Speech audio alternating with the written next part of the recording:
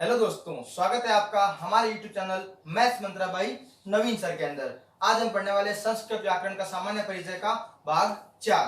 भाग 4 में बात करने वाले संस्कृत शब्द की व्युत्पत्ति कहां से हुई है। तो हम पढ़ते हैं संस्कृत शब्द की व्युत्पत्ति।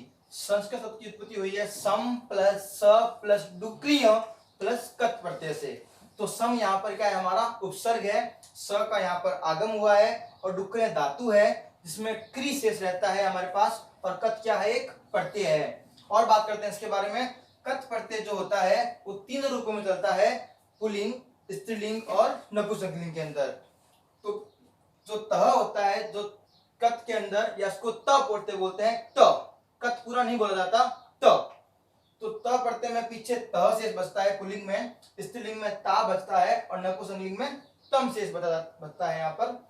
तो अगर हम इसकी बात करें तो सम प्लस, अब सम उपसर्ग स पूरा बचेगा यहाँ पर, और स का आगम में जो स बचेगा, डुक्रिय धातु में क्री शेष बचता है, तो यहाँ क्री, और जो त प्रत्यय है उसमें अकॉर्डिंग टू पुल्लिंग, स्त्रीलिंग और नपुंसकलिंग के हिसाब से बचने वाला है। तो मैं मान लेता हूँ पुल्लिंग के हिसाब से तह। तो जो पुल्लिंग में जो बनेगा संस्कृत कैसे बनेगा, संस्कृतः, स्त्रीलिंग में संस्कृता और नपुंसकलिंग में बनेगा संस्कृतम। तो बच्चों अभी हमने पढ़ा संस्कृत शब्द की व्युत्पत्ति के बारे में। अब हम बात करते हैं संस्कृत शब्द के संधि के बारे में।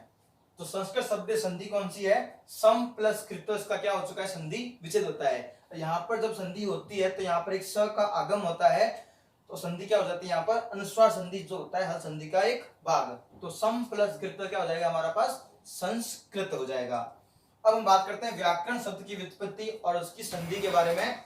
व्याकरण शब्द में कौन सी संधि है और उसके अंदर उसकी उत्पत्ति कहां से हुई है, हम इस बारे में बात करते हैं। तो व्याकरण शब्द की उत्पत्ति वी प्लस आंग प्लस डुक्रिय प्लस ल्युट से हुई है।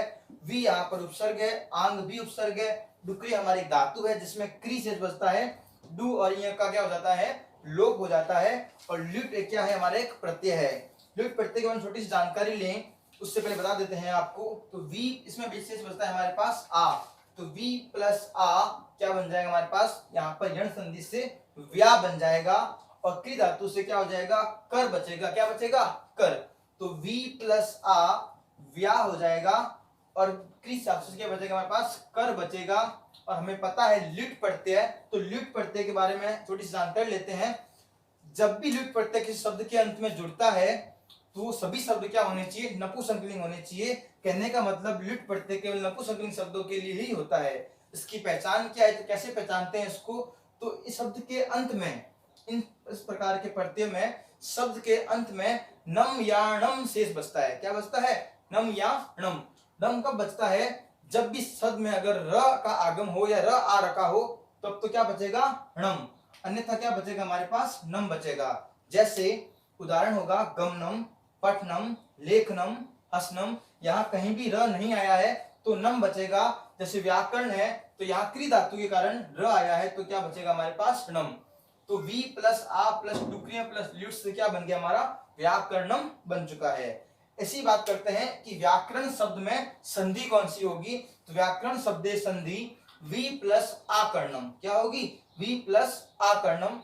तो वी प्लस आकर्णम जब संधि विच्छेद था, संधि जब की जाएगी तो यण संधि से हमारा क्या बन जाएगा, व्याकरणम, क्या बन जाएगा, व्याकरणम बन जाएगा। संधि कौन सी होगी हमारे पास, यण संधि। आगे बढ़ते हैं बच्चों, देखिए। तो अब हम पढ़ते हैं हमारे व्याकरण की परिभाषा। व्याकरण शब्द की परिभाषा दो महान लोगों ने दी है, इसमें नाम आता है पाणिनि और पतंजलि का। तो पाणिनि की परिभाषा क्या है, व्याक्रियन्ते व्युत्पाद्यन्ते शब्दाः अनेन इति व्याकरणम। अर्थात जो शब्दों की विशेष रूप से क्या करें, उत्पत्ति करें, क्या कहलाती है हमारी, व्याकरण। और शब्दों का शुद्ध स्वरूप क्या कहलाता है, हमारा व्याकरण कहलाता है। तो व्याक्रियन्ते व्युत्पाद्यन्ते शब्दों की जो प्रकृति के बारे में बताता है वो क्या कहलाता है, हमारा व्याकरण कहलाता है, अकॉर्डिंग टू पाणिनि। ऐसी बात की गई है पतंजलि के द्वारा। पतंजलि ने क्या कहा, इसमें लक्ष्य लक्षणे, लक्ष्य के लक्षण के बारे में बात की जाए वो क्या कहलाता है, हमारा व्याकरण कहलाता है, अकॉर्डिंग टू पतंजलि, जो हमारे क्या है, महाभाष्यकार के रचनाकार है। तो महाभाष्यकार है ये हमारे पतंजलि। आगे बात करते हैं, हम व्याकरण को वेद पुरुष भी मानते हैं, तो हम बात करते हैं व्याकरण को वेद पुरुष के बारे में। जैसा कि हमने आपको बताया व्याकरण को वेदस्य मुखम कहा जाता है।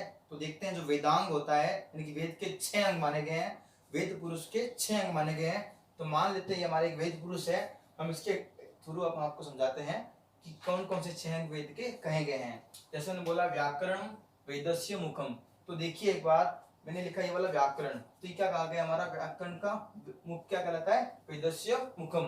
तो देखो मुख है क्या कहा गया है, मुख को हमें व्याकरण कहा गया है।